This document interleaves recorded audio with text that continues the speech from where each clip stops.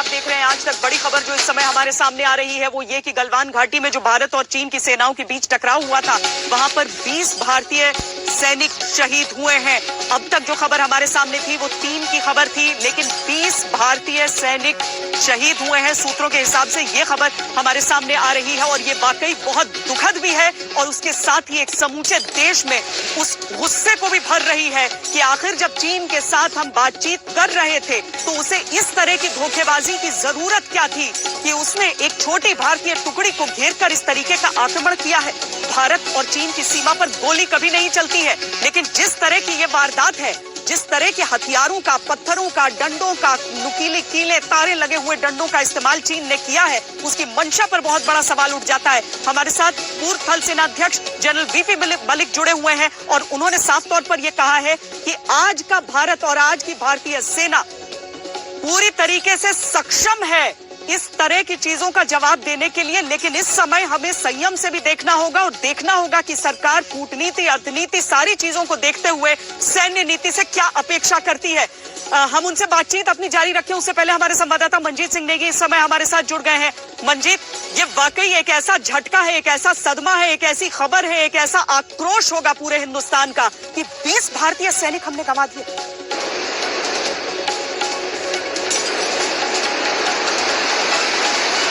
श्वेता, थोड़ी देर बाद सेना की तरफ से आधिकारिक तौर पर इस बात की पुष्टि भी होने वाली है, लेकिन ये खबरें लगातार सुबह से आ रही थी कि काफी बड़ी संख्या में हमारे सैनिक घायल हुए हैं। हालांकि चीन को भी काफी ज्यादा, चीनी सेना को नुकसान, इसका खामियाजा भुगतना पड़ा है, उनकी भी काफी कैजुअल्टीज हुई हैं। नंबर अभी मालूम नहीं है, लेकिन भारत का जहां तक नुकसान का मामला है इस बात की, क्योंकि चीन ने एक तैयारी के साथ इस हमले को अंजाम दिया, एक साजिश के तहत हमले को अंजाम दिया, क्योंकि एक तरफ बातचीत की बात की जा रही थी, अलग अलग पॉइंट्स पर लोकल कमांडर के बीच लगातार बातचीत चल रही, चीन खुद बातचीत को आगे बढ़ाने की बात कर रहा था और उसी बातचीत के दौरान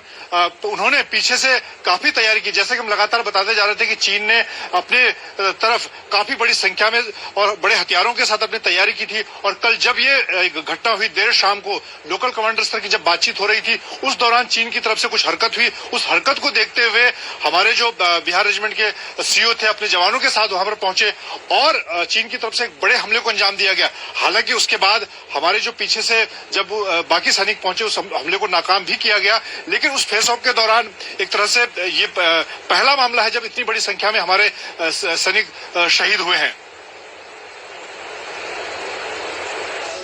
कर्नल बाबू बहुत सुलझे हुए अफसर बताए जाते हैं मंजीत, और वो बातचीत के जरिए इस पूरे मामले को सुलझाने का प्रयास भी कर रहे थे चीनी सेना के साथ मिलकर। क्या अगर मैं सैनिकों के बीच जानना चाहूं आपसे तो आक्रोश बहुत ज्यादा है इस विश्वासघात का?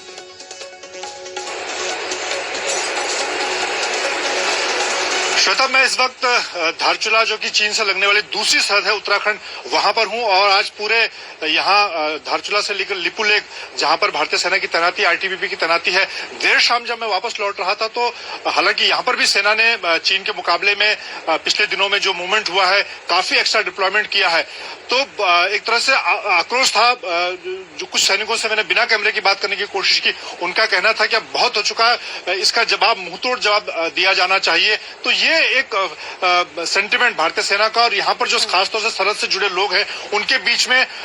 निश्चित तौर पर देखने को मिल रहा है। और अब जब इस खबर की पूरी तरह से पुष्टि होने के बाद सेना की तरफ से एक आधिकारिक बयान भी जारी होगा इस पूरे मामले को लेकर, कितने हमारे सैनिक घायल हुए, कितने शहीद हुए हैं। तो ये, क्योंकि हम लगातार श्वेता एक बात कहते रहे हैं कि चीन के साथ कम से कम ये लाइन ऑफ एक्चुअल कंट्रोल एक ऐसी सरहद है जहां पर बातचीत से बात होती है, ज्यादा से ज्यादा धक्का मुक्की तक ही बात होती है। अभी तक गोली नहीं चली, लेकिन अब लोगों को ये लगता है या जो सैनिक है उनको ये लगता है कि इसका कोई फायदा नहीं है। चीन ये भाषा शायद नहीं समझता है, उसको उसी की भाषा में जवाब देना होगा।